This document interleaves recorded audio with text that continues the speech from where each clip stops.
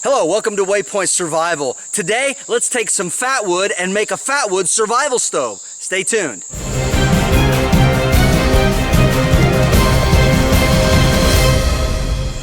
A lot of people don't live in areas where Fatwood is found. Fatwood, of course, is the sapwood, the heavy resin-soaked wood that you find at the end of limbs where they attach to a tree, dead limbs, or in stumps, or in old trees, old pine trees, pine forests. You'll find a lot of fatwood. Sometimes it's called lighter wood or resin wood.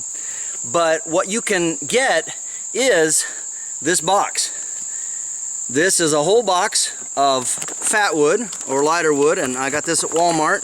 It's about $10, and as you can see, it's just absolutely full of Fatwood. It's all cut to the same size. It's different diameters and shapes. But if you want to practice with your Fatwood skills, I would encourage you to go to your local Walmart, go back to the section where the fire logs and all that stuff is, and you'll find this. Also, you might be able to order it at walmart.com if you can't find it at your local store.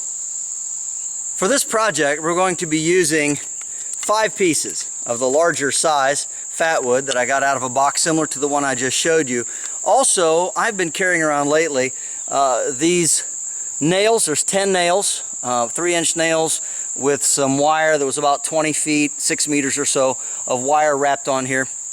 And I just got this wire at the dollar store. It's like a rubber coated wire, and it's kind of nice with the rubber coating on it, or plastic coating of some kind, because it helps make it a little more weather resistant. But I got this idea from Lars of Survival Russia. Many of you see him and know him and love his channel. And if you haven't checked it out, I encourage you to do so.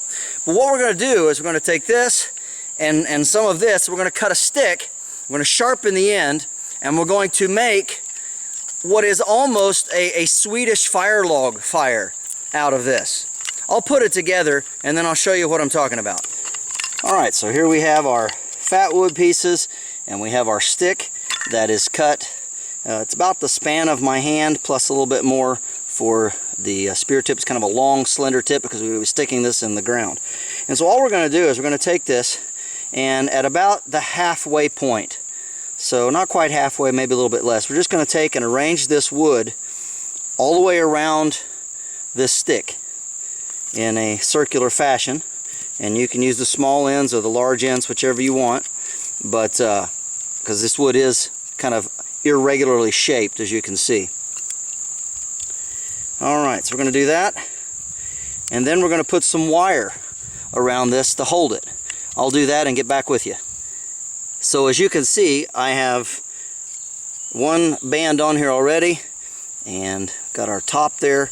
And what I'm going to do is I'm going to go down, I can see where the wood is, and I'm going to put one more here, so I have 2 bands of this wire around it. And I'm just going to start with just a simple slip knot, nothing fancy, and go around it with this wire.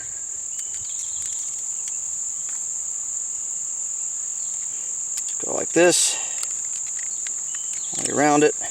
So we want to make sure our wire is below where our burn point is. Alright, and then we just start wrapping. When we get to the end, we've got 2 tag ends of wire sticking there, if you can see that. And we're just going to simply take these and we're going to twist them together. Just for extra strength there. And then nothing fancy, of course, just trying to put a little bit of tension on it. And then once we get that done, we'll take these 2 ends and we'll tuck them down alongside of this, so it doesn't poke us in the finger when we're trying to use this. That can be a little painful. Alright, there we go. And there we have basically a Swedish fire log, but it's made from Fatwood. Now, for our next step, if you'll notice, we don't have any real slots in here. So I'm going to take my knife and I'm going to carve a little bit of this one corner out. So I went ahead and sliced this out just a little bit, just cut off one of the corners to kind of open that up a little bit. But we still have some airflow around these other corners. And of course that's important. That's kind of what makes the Swedish log fire torch work. Then I've got a little bit of cotton ball with petroleum jelly on it. What I'm going to do is I'm kind of going to fluff one end of it out here and kind of make a bit of a wick out of it, as it were. What we're going to do is we're going to stuff this down inside. Just going to push it down in here like this, making sure we have a little bit of it sticking out. Okay, like so.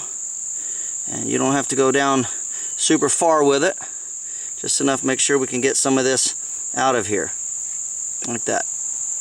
So now that we have our stove put together, we're going to just push it in the ground. It's right in here. Make sure it's nice and firm so it'll hold good. That's all right.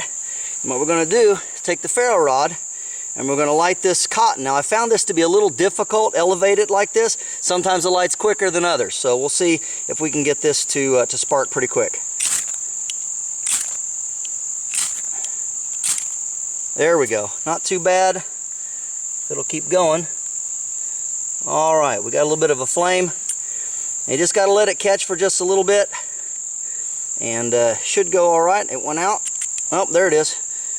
I thought for sure it had gone out. But, all right, it did. There we go. Okay, so flame wants to burn up. And this cotton ball, of course, inside of here is going to be catching the first part of the flame, and then it's going to light the fat wood, which is going to spread all the way around the circle.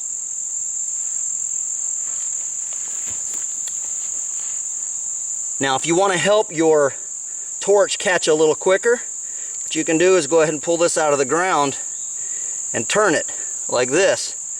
Again, fire wants to burn up, and so you get the flames coming on up to the other part of your Swedish fire torch that we've just made out of some fatwood sticks. And once that catches on fire, of course it wants to burn all the way around, all that resin in there, and the little bit of cotton ball petroleum jelly on it helps keep it going hot enough until the fatwood catches.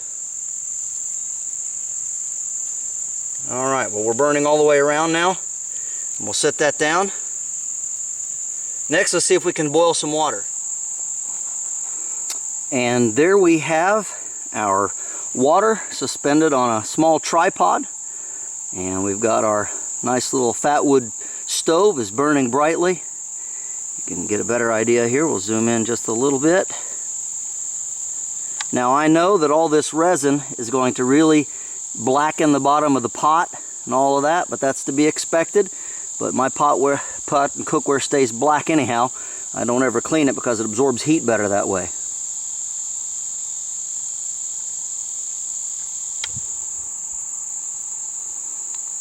A little farther shot now.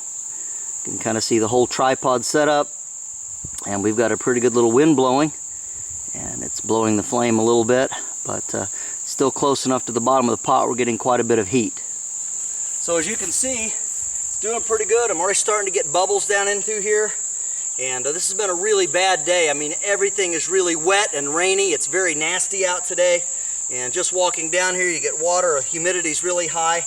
Sometimes you can't find dry wood, so if you can have 4 or 5 sticks of fatwood with you, it's a huge help in starting a fire. Another advantage to this system here is I can reach down and pull this stick out of the ground, and I can hold it, and I now have a pretty handy torch if I need to walk around at night or do something. And all that resin is going to burn for quite a while, and it smells pretty good. Let's put it back under the stove and see how our water boils.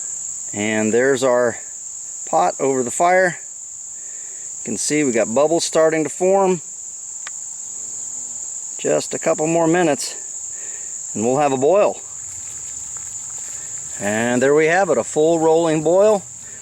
And it took just a few minutes, somewhere around about 5 to 6 minutes, maybe 8, something like that.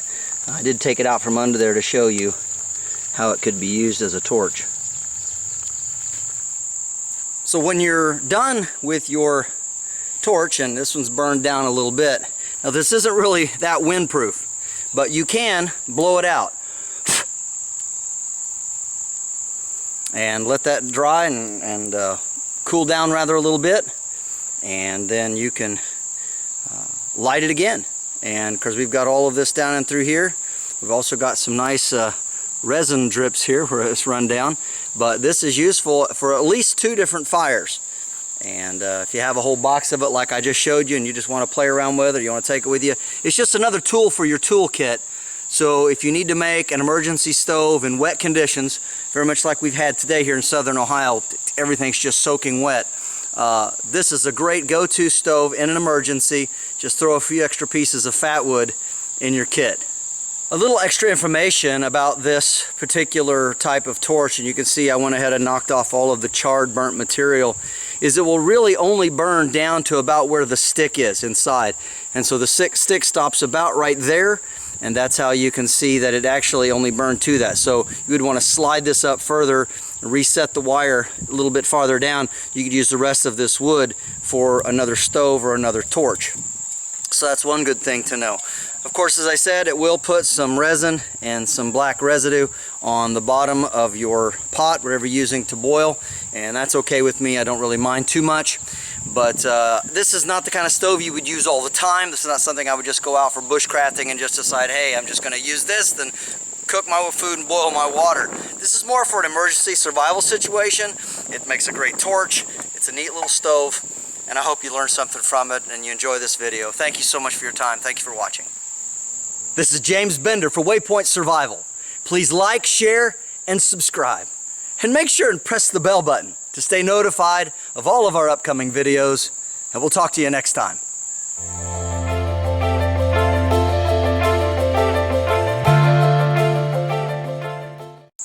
Also, I'm going to be using, I have here in my pocket, if I can get it out. Now, of course, I don't want to show you. It doesn't want to come out. It's all stuck in there sideways. Seriously, it's stuck in my pocket. Where'd it go?